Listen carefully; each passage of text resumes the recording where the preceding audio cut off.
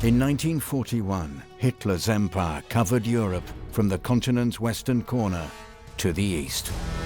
Berlin rode a wave of euphoria, while the German army rampaged from victory to victory. I've always argued that the World War II German army was one of the most remarkable fighting machines that the world has ever seen. What could stand in the way of the Wehrmacht? How could Hitler's lightning war be extinguished? Perhaps only by the mania of its own creator. In June 1941, Hitler tore up the non-aggression pact between Germany and the Soviet Union, invading by surprise across a 1,000-mile front and attempting to stun Stalin's Soviet lands into submission.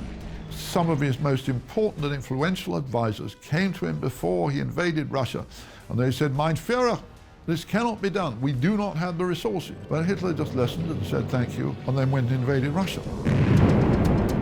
Led by a deluded belief that racial superiority and willpower were enough, Hitler took on a vast land and people in their own world of ice and grit. The Hitler-Stalin conflict is something you cannot really find an analogy for in history. There, Hitler's soldiers writhed amidst the snowdrifts of Moscow, the ruins of Stalingrad, and the dust clouds of Kursk. Everything was freezing. The guns were freezing, the clothing was freezing, the men were freezing. It is absolutely brutal, and many of them are not prepared. Humans seize up. The tools of war seize up. They were attacking with sharpened spades through sewers. They were attacking out of cellars. It was a savage battle which actually terrified the German soldiers. Well, it's wrong to talk about the Second World War as if it was a conventional war in which rational military considerations play an important part. These people only take power in political chaos, and then out of that chaos, they build something, and that looks like an achievement at first. They build a monolithic state, and then, of course, their ambitions don't stop there. This vast invasion would bring Hitler's Reich crashing down around him, stretching resources, manpower, and his deranged vision to their limits. This is Hitler, uncovering his fatal obsession.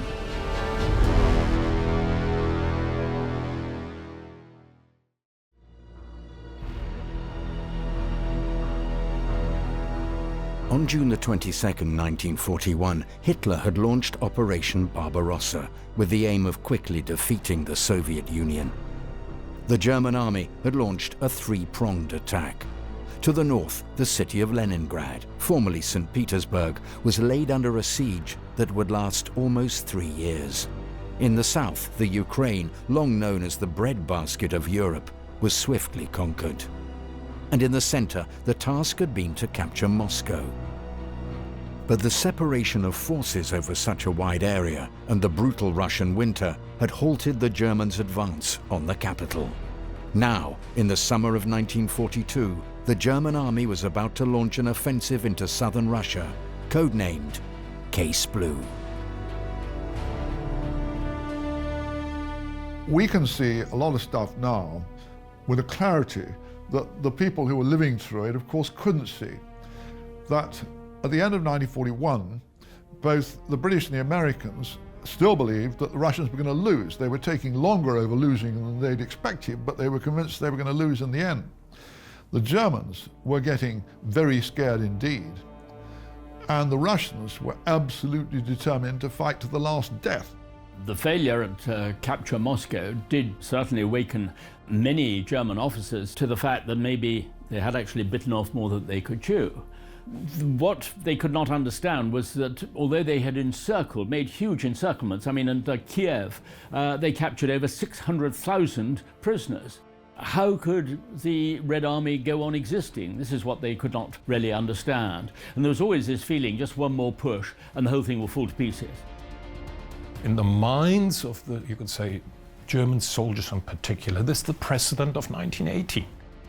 Because Russia was just as big in 1917, 1918, and in fact the German army war, 2/3 of it were committed in the West. So the Germans actually have to fight this war with one arm tied behind their collective back, and they still managed to defeat Russia. So imagine how difficult can it be when you're now in a position to commit most of your field army to this task, and at this time with a very large motorized and mechanized element.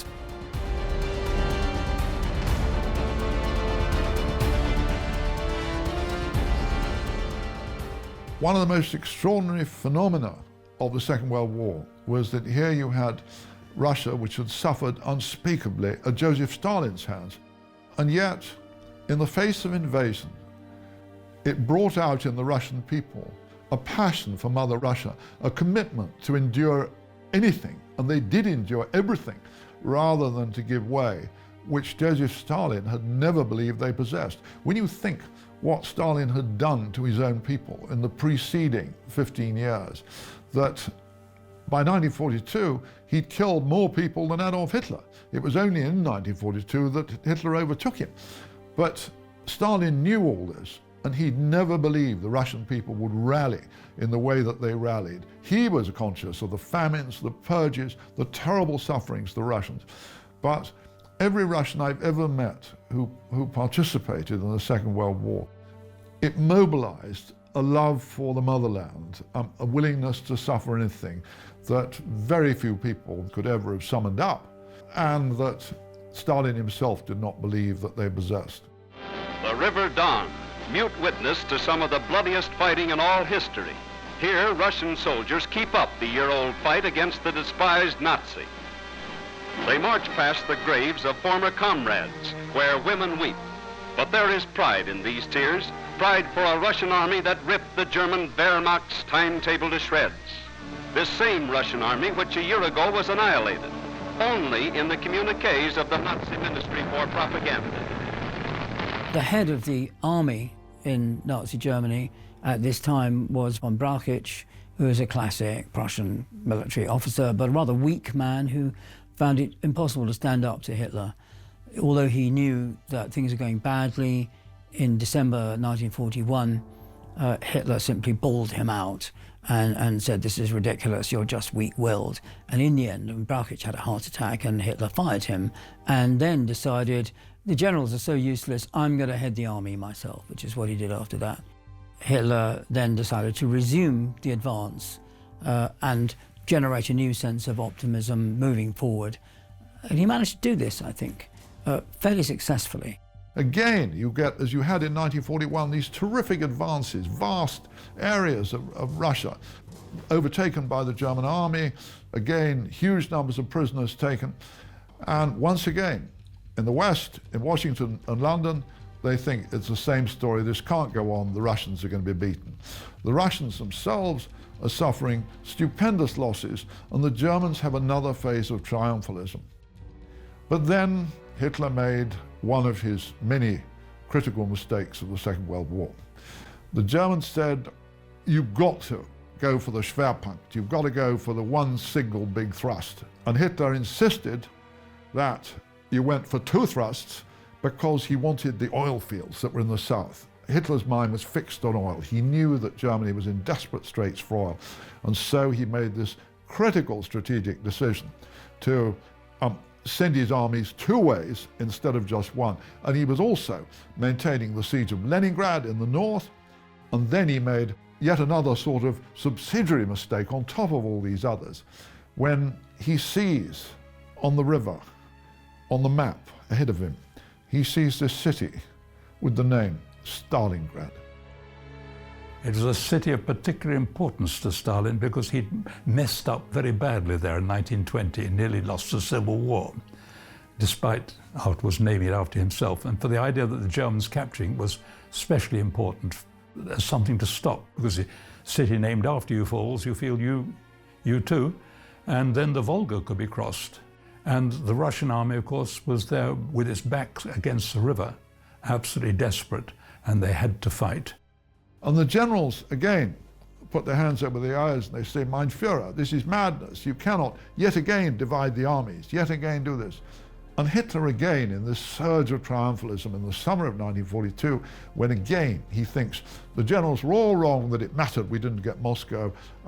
These Ivans, they're collapsing everywhere. We're again on the brink of a great victory. So he sends one army down towards the Maikop oil fields, and he sends 6th Army to Stalingrad. Fresh forces, arms and ammunition arrived in the battle area.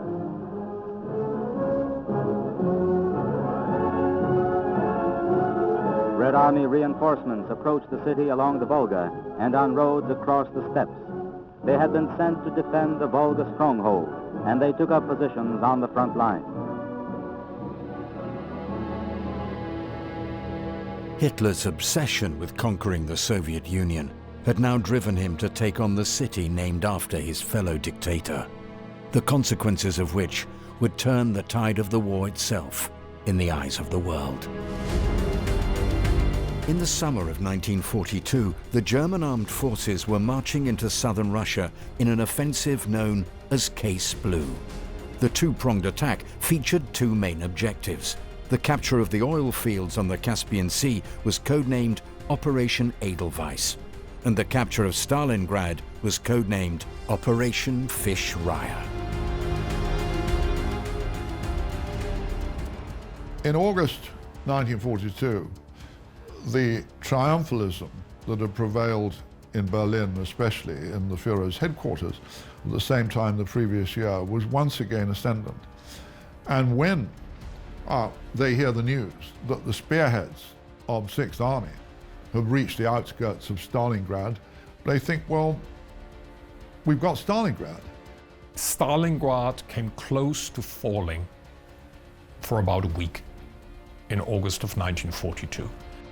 Just to the west of Stalingrad, and there basically Soviet 62nd Army made a stand, was defeated, but a large part of it escaped the cauldron that the Germans were preparing, the encirclement, and managed to essentially make its way back into Stalingrad. And there, you could say by force of circumstance, more than anything else, they end up fighting in a major city fight. The Russians did not have a plan for city fights. In fact, 1941 probably would have gone more their way if right from the start they had made a point of fighting in the cities. Because many of the Germans' advantages in high-speed mechanized armored warfare would have been negated if they had been sucked into city fights. Stalingrad, again, was a huge military operation. Hitler wanted desperately to take Stalingrad, so he threw everything at it. Aerial bombardments devastating the city, armored columns moving in on it, huge masses of infantry, and beating the Soviet forces back until the Germans had occupied about 2/3 of the city. But it degenerated then into hand-to-hand fighting at very close quarters. And so it became a kind of almost a war of attrition in Stalingrad itself, block by block, house by house, through this devastated, blasted urban landscape. By the time the Germans got there, they were seriously short of supplies. They just underestimated the sheer distances involved. They were over 1,000 miles from their border, and lines ran out, nothing could catch up. They'd scorched the earth, so there was no food which they could take from the peasantry all around. And it became a desperate battle in which the Russians just proved they had more stamina than Germans. The Soviet army's heroic defense of Stalingrad gave them the chance to launch another massive counterattack, just as they'd done the previous winter when Moscow was being defended. This was the moment in basically September, October, when Stalin learnt the lesson of war leadership, of trusting his generals. And this is when he got Zhukov and Vasilevsky to plan the great counterattack on Stalingrad. And they came up with a very ambitious plan, which was Operation Uranus, which was to encircle the whole of the 6th Army, the largest army in the whole of the Wehrmacht, in Stalingrad and the surrounds to it. by deep penetration of attacks from the rear. Now, this was also absolutely heretical in Stalinist terms, because Marshal Tukhachevsky, who'd been the sort of chief theorist, had been even executed for coming up with these ideas. But here they were, and they had the courage to persuade Stalin to accept this idea of the complete encirclement. Halfway around the world on the plains outside Stalingrad, the Russians started their offensive.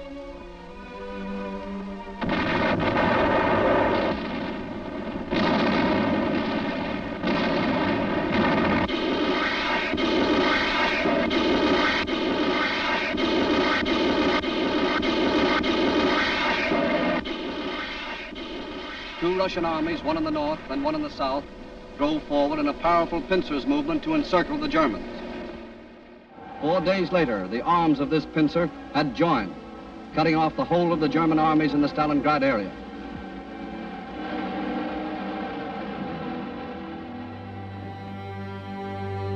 With the success of Operation Uranus, the German Sixth Army was now completely encircled.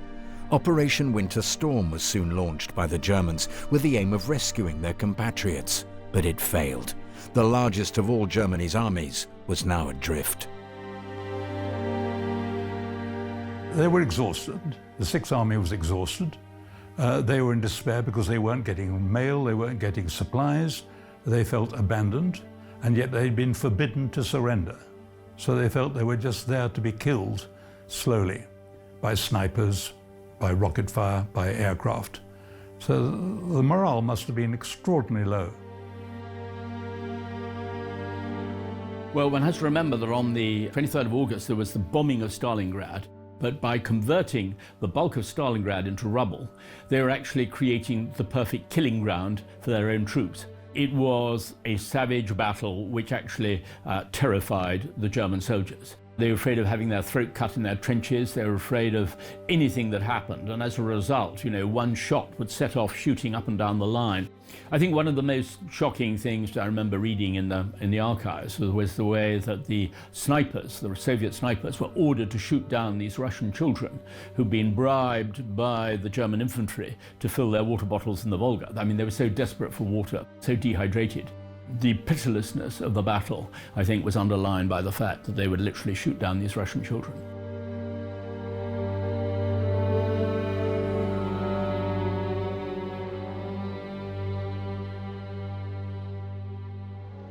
On February 5th, 1943, 24 German generals, as well as numerous other high officers, both German and Romanian, surrendered to the Russians. Paulus and the Sixth Army were going to be destroyed. It was clear to Hitler, it was clear to Goebbels, Goering, and they began to prepare the German public for the news of a defeat. Hitler wanted this to become now an example of self-sacrifice as he saw it for the interests of the German nation. So he promoted Paulus to the rank of Field Marshal. And this was a clear, strong hint that he was expected to commit suicide. But Paulus was not that kind of general. He was a kind of rational staff planner. And so at that point, he rebelled. He said, no, I'm not going to. I'm not going to kill myself. I'm going to surrender. And he then negotiated a surrender, which was ceremoniously carried out. Table, the signature, the cameras, recording, and all the rest of it. A very, very public surrender. Subsequently, Paulus then started working for the Soviets and becoming part of a movement orchestrated by the Soviet Union of German soldiers and others who were fighting now for the Soviet side. So it was a pretty comprehensive betrayal by Paulus. The other extraordinary thing is that General Paulus, as an officer, was given a nice villa to stay in, and he was allowed to order new clothes and things from Turkey, which was sent, and his family in Germany were billed. It was the most extraordinary situation which he, this disgraced general. Stalin seemed to be personally grateful that Paulus had given in. The smoke of siege and battle over Stalingrad, city of steel. These films were made under fire just before the winter snows marked Russia's great counteroffensive. These are the Russian street fighters that the Nazis could not conquer. It caught the imagination of the world at the time, the fact that this city was named for Russia's leader. And at that time, we have to remember, when Stalingrad was being fought, the American and British armies were doing remarkably little. Yeah, they were fighting against the Germans in North Africa, but this is only a handful of divisions. And even when they got into Italy, it was still tiny compared with what was going on the Eastern Front. So it suited not only Soviet propaganda, but also American and British propaganda to seize on this great epic and boom it to the skies, as they did. German prisoners of war were marched out of Stalingrad on frostbitten feet. I'll never forget the way that there was actually a Russian colonel who yelled in their faces, pointing to the ruins around, saying, "This is what Berlin is going to look like." And it was that moment, which spread all the way around the world. Basically, the war was now going to end in Berlin, that Stalingrad was the real turning point, the psychological turning point. I mean, you have Pablo Neruda in Chile writing his great poem of Homenaje a Stalingrado, homage to Stalingrad. It was that moment when also the French resistance really started to rise up and to fight the Germans. People knew that the war was going to end. I mean, the German army was going to still be dangerous and was going to fight on. But it was the moment when it was obvious to the whole world that the war would end in Berlin. Hitler's obsessive nature had caused his downfall once again. In targeting Stalingrad, a city of little strategic importance, in search of a symbolic victory, he had doomed his plans once and for all.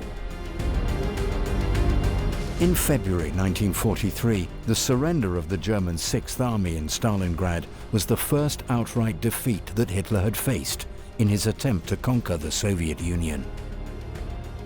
Hitler had congratulated his generals too soon. Too soon had they made lithograph stones boasting that the city on the Volga had fallen.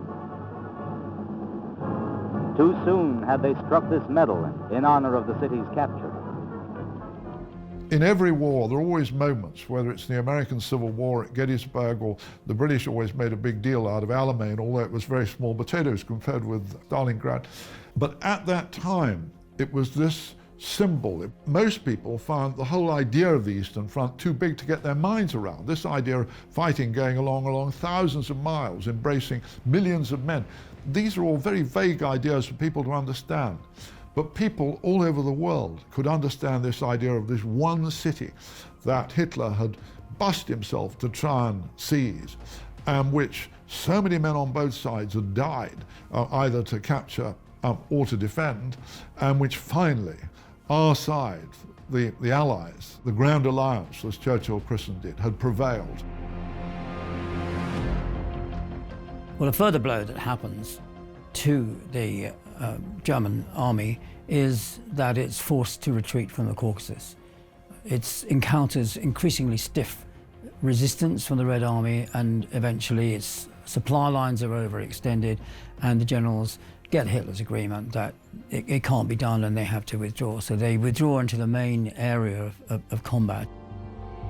As the Axis powers retreated from the Caucasus, the Soviet Union reclaimed the city of Rostov-on-Don, and they soon attempted an ambitious strategy of cutting off the entire army group south on the Crimea, but were unable to break through. However, they were still driving back the invading forces. When the Russians started recapturing the territory they lost, it not only gave them a sense of being ultimately victorious, it gave them a sense that the Germans really had to be exterminated, because what they had done in terms of the population of towns, of everything that had been achieved from factories, hydroelectric stations, was sheer vandalism. It was absolute barbarity. And they did become convinced that they themselves were the civilized people and the Germans were the barbarians. So in a way, it added to morale. As the Red Army found, the Germans were still very dangerous. They may have been beaten at Stalingrad, but they could fight back very effectively indeed. And on a number of occasions, particularly at Kharkov, they were suddenly surprised and they received not just a bloody nose, but I mean, they were really hit hard. So, you know, the war wasn't over by a long way. But by the time that it got to well into 1943, the spring rains and so forth were past, it was obvious what both sides were actually measuring up for a big summer clash. And it was obvious where that clash was going to be. There could only be one place, and that was the Kursk salient. The Battle of Kursk would begin on July the 5th, 1943. The Kursk salient was a Soviet bulge that stretched over 100 miles into German-controlled territory, and it seemed vulnerable to being cut off by a pincer attack. Hitler wants to decide, well, what can we do next? How can we stop the Soviet advance, and how can we strike a major blow? And he decides it's the area of Kursk. There, the Red Army lines have got a kind of salient, a kind of bulge, and so you can cut that off and surround them and destroy them. And he then meticulously plans a major operation, Operation Citadel. Unfortunately, he's unable to keep this secret. The Soviet generals, particularly Zhukov, then learn of these plans and make massive preparations. Defense in depth, one line after another, move up huge numbers of troops, tanks, military equipment. Eventually, this becomes the largest land battle in history. 4 million troops are involved, thousands and thousands of tanks, and there are a lot more in reserve in the Red Army behind the lines.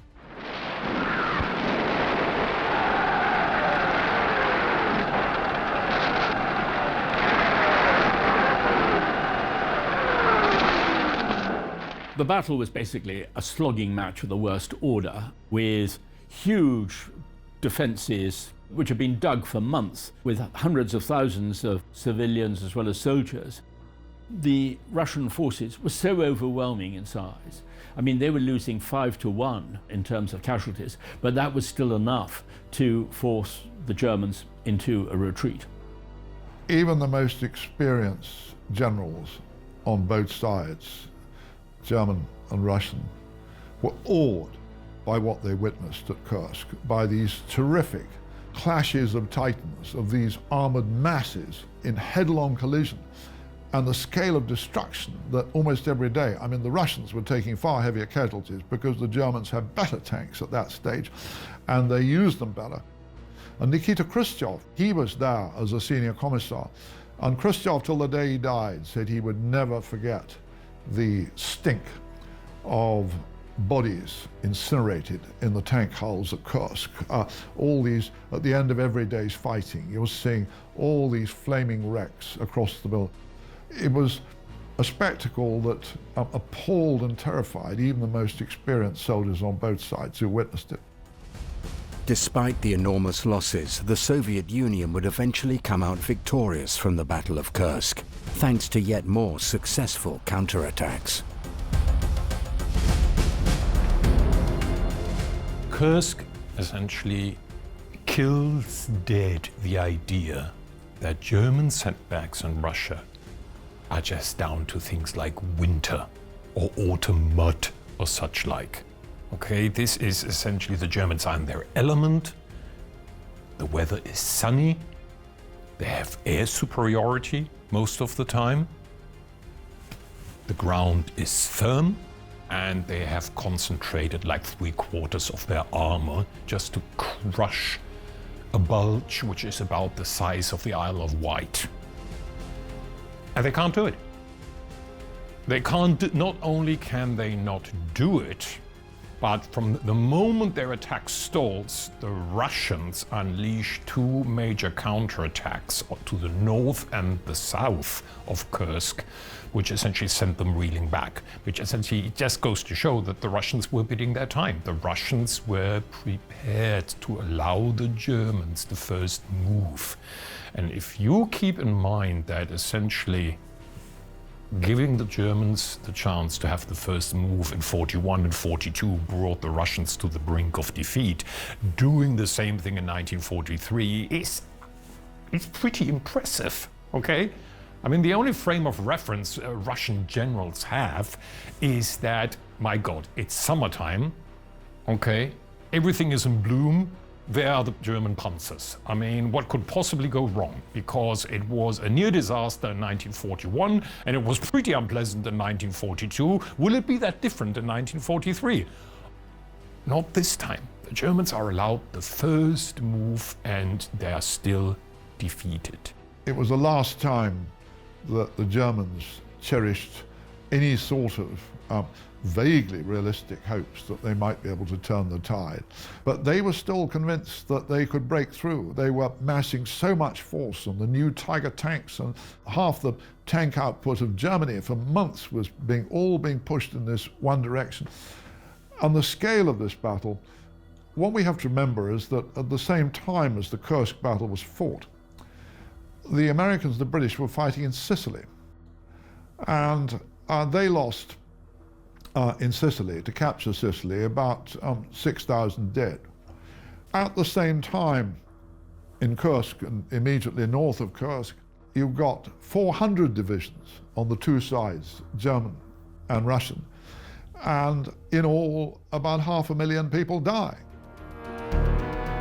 After the Battle of Kursk, Soviet forces recaptured both the cities of Smolensk and Kiev by the end of 1943.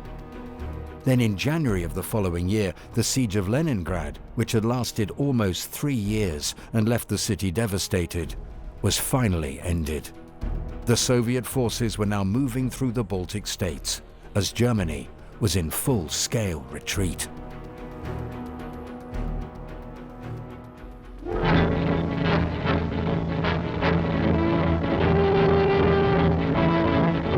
History's greatest offensive rolls on. From Leningrad in the north to Sevastopol in the south, more Russian cities hail the returning Red Army. And before its avenging fury, enemy sappers hastily wreck railroads, as shown in these captured Nazi films.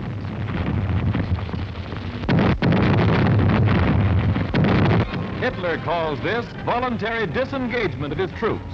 That's double talk for double quick retreat.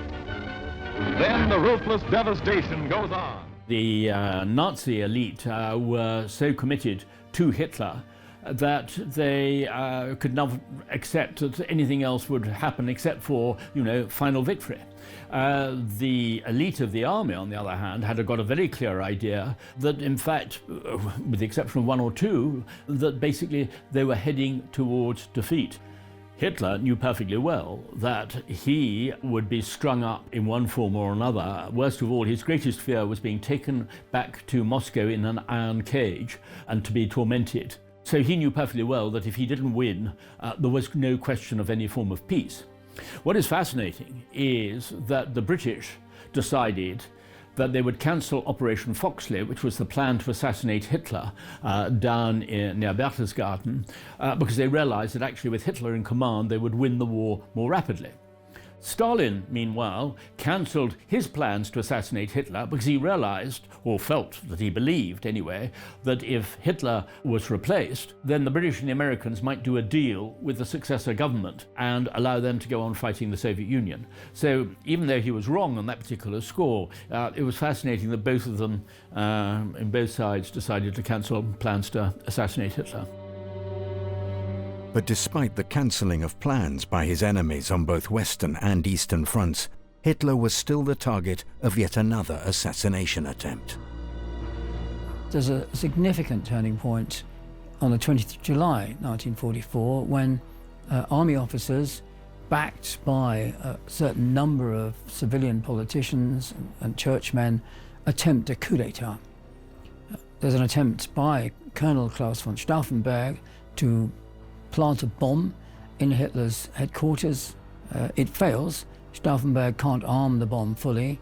Hitler's standing in a place where he's shielded partly by a heavy wooden table. The bomb goes off, but Hitler survives and broadcasts on the radio a few hours later, telling the German people he's still there. The military coup d'etat fizzles out because not enough generals are willing to support it. That then is, in a way, the final act in Hitler's disillusion with the generals. From now on, the generals are treated by him with absolute, not just contempt, but also suspicion. By the end of 1944, the walls were closing in. Soviet forces would soon be regaining all of their lost territory and reaching the borders of Germany itself. In the second half of 1944, the Western Allies were marching across Europe, having landed in France on D-Day. The Soviet forces on the Eastern Front were crossing into Poland and soon traversing the border they had negotiated with Nazi Germany in 1939, and where Operation Barbarossa had begun in 1941. Every German officer who'd had anything to do with the Eastern Front knew what his people had done in Russia, and therefore he knew what the Russians would do to them if they ever got into Germany. And I've met many German veterans who said this explicitly. He said, we knew what they would do if they got into Germany. So once the Germans had committed all these unspeakable crimes in Russia, they were trapped by these crimes. They had to fight on because there could no longer be any hope of a negotiated peace. That the Western Allies were always terrified that Stalin might make a negotiated peace. But in truth, the Germans never thought the negotiated peace was likely, partly because they knew that Hitler would never sign up to it. And I've asked many veterans, when you get to as late as 1944 or 45, surely you guys could see the game was up. Surely you would have been better to make a compromise peace. And they said, well, maybe we could have made terms with the Americans and the British, but with the Russians, never. By early 1945, Germany had lost all the territory it had gained since the beginning of World War II, and its own borders were now being approached on both sides.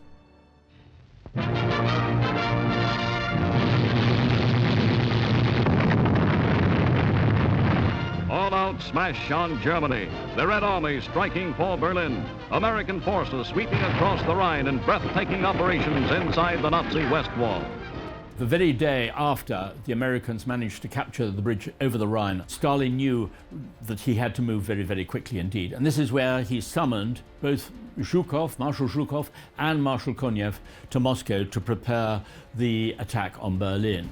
Stalin knew perfectly well that he had to surround Berlin. He was terrified because the Americans had already got to the River Elbe on the other side, and they could actually get to Berlin more quickly if they'd wanted to. Partly because all of the SS troops were already, and all of the best armed troops were facing the Soviet side on the Eastern Front, while the troops on the Western Front were surrendering to the Americans as rapidly as possible because they wanted to be a prisoner of war of the Americans rather than of the Russians. In Berlin, the great story at the time was, or the great joke at the time was, optimists were learning English and pessimists were learning Russian. So not surprisingly, there was a willingness to give in that particular way. The jaws of a giant vice clamped down on the German capital. On the Western Front, it was the Allies.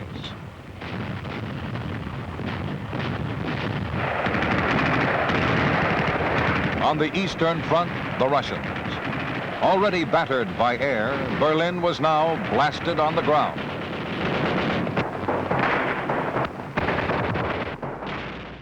The conquest of Berlin comes after the Yalta Conference of February 1945. The Allies have agreed to basically how they're going to partition Germany and occupy Austria. These issues have all been sorted out. So essentially, if, say, the Russians get to Berlin ahead of the British or the Americans, this doesn't get them anything. It's a purely, you could say, prestige victory. Somebody, you could say, not so keen to waste his soldiers' lives would have just thrown a tight siege around Berlin and would have cut off power, gas, and water, and would have left it at that. And if they essentially want to stay there for a week or a month or even 3, by all means, let them. Essentially, just to give you an idea, if you include the preliminary battles just outside Berlin, the Red Army, in these last days of the war, and we're speaking basically, I mean, this is slightly more than a fortnight, okay? They had lost more soldiers in this operation than the Americans did in 7 years in Vietnam. An operation which basically got them nothing which they didn't already have. Some people afterwards charged General Eisenhower, the Anglo-American Supreme Commander, with having been naive because he'd left the Russians a free run at Berlin. And his answer after the war, he said, but we'd already agreed that the Russians were going to take Berlin, and why was it worth the idea of American and British soldiers dying for something that the Russians were going to get anyway? I don't think anyone anticipated, with the possible exception of Winston Churchill, that the final line and the Soviet capture of Berlin was going to be as important as it was. But one thing we have to recognize is that at the time, everybody was desperate for as many as possible of their loved ones to be still alive to see that happy day. I do not believe there was one family in America or Britain who would have said it was worth the lives of their soldiers to get to Berlin before the Russians. It was the Russians who were so ruthless that they were prepared to take the losses for Berlin. And almost every man in the Western Allied armies would have said, if they want it that badly, let them do the dying. And they did indeed do the dying. As the Soviets were losing vast numbers of men in their attempt to capture the German capital, Adolf Hitler was hiding in the Führer bunker. On the 30th of April, with his capture inevitable, he committed suicide, and his body was burnt. His own obsession with conquering the Soviet Union had brought about his downfall, and his defeat in World War II had been assured by the forces of his greatest enemy, Joseph Stalin. The Hitler-Stalin conflict is a study of, I would say, 2 psychopaths who managed to achieve control of 2 major countries. This is a terrible coincidence.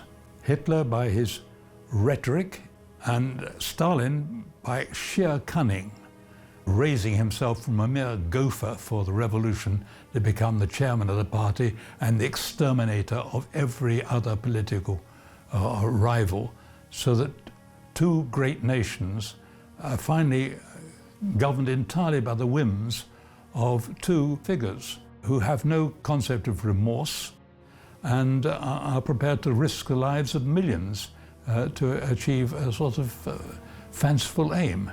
Well, it's wrong to talk about the Second World War as if it was a conventional war in which rational military considerations play an important part. You have to measure success in war by the aims of the war. And Hitler's war aims were in no sense rational. This is a war of racial extermination, a war driven by paranoid conspiracist fantasies. The Holocaust was a war aim, it wasn't some kind of sideshow. All of these things were bound up together in his racist, destructive, murderous vision of politics born out of the First World War. There's nothing much rational about them. Nobody saw it then with the clarity that it afterwards emerged, but of course the lines that were drawn in those last days and weeks of the Second World War defined the shape of Europe for the course of the Cold War. That Churchill did understand months, many months before he delivered his Iron Curtain speech, that an Iron Curtain was indeed descending, that all those people whom the Red Army claimed that they liberated in Czechoslovakia and Hungary and Poland were not being liberated. They were merely exchanging the tyranny of Hitler for the tyranny of Stalin. And that's now clear to us. We can see that, but it wasn't so clear at the time. I think that the paradox of the Second World War in some ways We may think that we were fighting for democracy and freedom or whatever, but actually we ended up with half of Europe liberated and half of Europe under a new totalitarian regime. So, you know, did good triumph or did evil triumph? All we know is that when it comes to assessing the clash between two totalitarian regimes like the Nazis and the communists, Andrei Sakharov came up with the right formula, I think. He said Stalin killed more people, but Hitler had to be defeated first.